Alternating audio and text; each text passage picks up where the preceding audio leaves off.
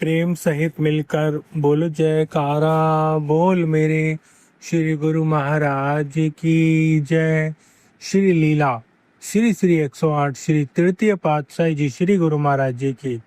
सौभाग्यशाली गुरुमुखों, श्री तीसरी पातशाही जी श्री गुरु महाराज जी सारा सारा दिन संगतों को टाइम दिया करते थे और रात को विश्राम के लिए चले जाते थे।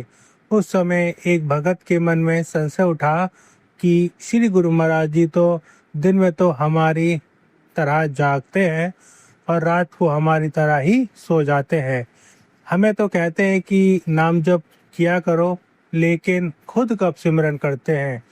जिस भगवान को पाने के लिए हम नाम जपते हैं उन्हें सिमरन की क्या जरूरत है। लेकिन फिर भी स्वामी जी लोगों को समझाने के लिए त्याग करते हैं, अपने जीवन में अनेकों तप साधना करते हैं। वैसे उनको जरूरत नहीं है, लेकिन फिर भी पहले खुद सेवा सिमरन करते हैं, फिर हमें कहते हैं। स्वामी जी तो सब जानते हैं कि किसके मन में क्या चल रहा है। एक दिन वह भगत आश्रम में रुका तो रात को उसकी नींद खुल गई। उसने क्या देखा कि स्वामी जी अपनी जगह पर नहीं हैं। ऐसे कई दिनों तक उसने देखा कि स्वामी जी रात को कहीं चले जाते हैं।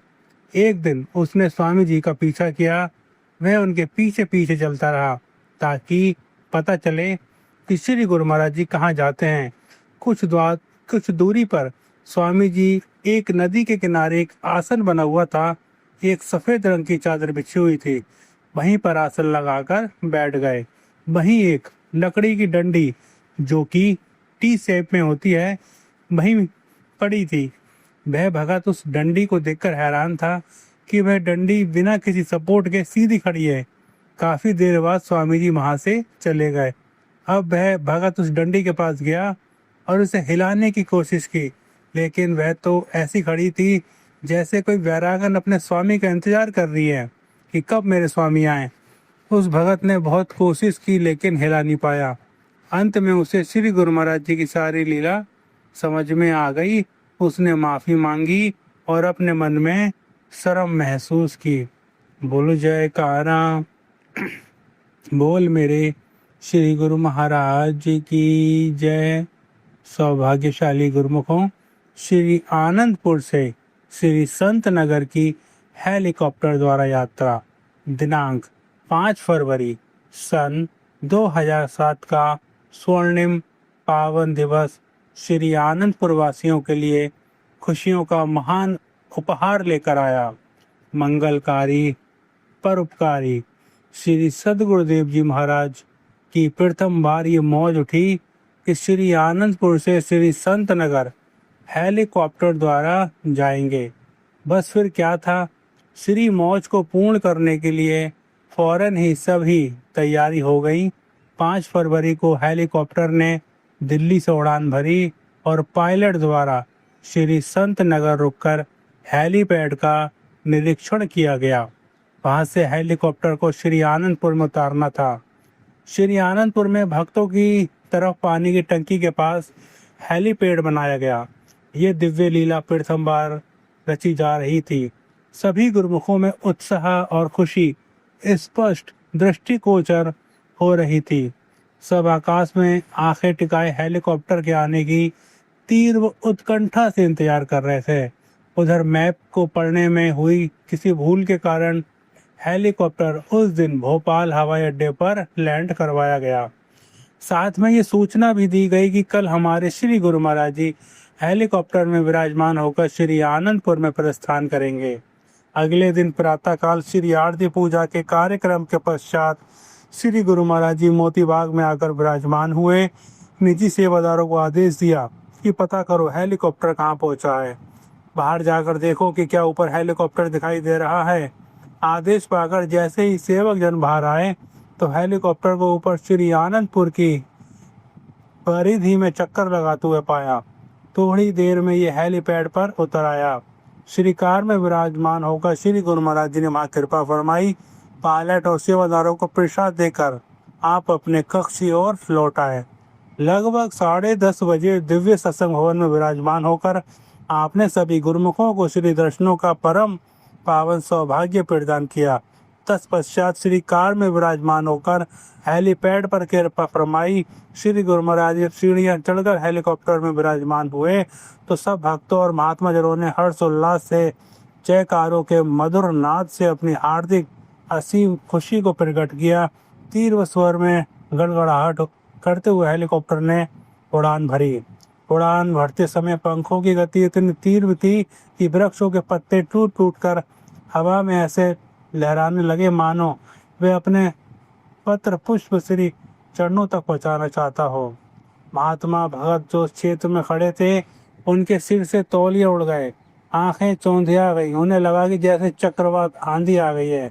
श्री गुरु महाराज जी मुस्कुराते रहे और अपने पावन कर कमलों से आशीष का मिही बरसाते रहे। भक्तानियों ने भी श्री आज्ञा अनुसार अपनी तरफ ऊंची ऊंची छतों पर चढ़कर हेलीकॉप्टर से आशीर्वाद देते हुए श्री गुरु महाराज जी के देव दुर्लभ दर्शन किए। श्री आनंदपुर की परिक्रमा करता हुआ पुनः ऊंची उड़ान भरता हुआ हेलीकॉप्टर पुष्पक विमान की स्मृति दिलाता हुआ गंतव्य स्थान की ओर चल दिया। अब दोपहर को लगभग 1:45 बजे हेलीकॉप्टर ने श्री संत नगर में बने हेलीपैड पर लैंड किया। नूरानी दृश्य की दिव्य आभा बिखेरते हुए मंद मंद मुस्कुराते हुए श्री गुरु महाराज जी ने हेलीकॉप्टर से बाहर आकर जब सब और अपनी पावन दृष्टि फराई तो श्री संत नगर निवासी गुरुमुख एवं आई हुई समस्त संगत ने ढोल नगाड़े बजाते हुए हर्षित हो जय जयकार के स्वर गुंजा दिए। चहूं और खुशियां ही खुशियां छा गई। श्री संत नगर में सबको पावन श्री दर्शनों से निहाल कर जब श्री गुरु महाराज जी वापस श्री आनंदपुर की ओर प्रस्थान करने लगे तो रास्ते में परम धाम ग्वालियर में कृपा फरमाई। वहां पर महात्मा शब्द प्रेमानंद जी को फरमाया, क्या हम श्री आनंदपुर हेलीकॉप्टर द्वारा नहीं कर सकते? श्री मौज को पूर्ण करने हेतु महात्मा जी ने दिल्ली में सेवकों को तत्काल हेलीकॉप्टर का प्रबंध करने का निर्देश दिया। सेवक जन श्री सदगुरुदेव जी महाराज के आशीर्वाद से जिंदल कंपनी के नए हेलीकॉप्टर का इंतजाम कर ग्वालियर पहुंचे।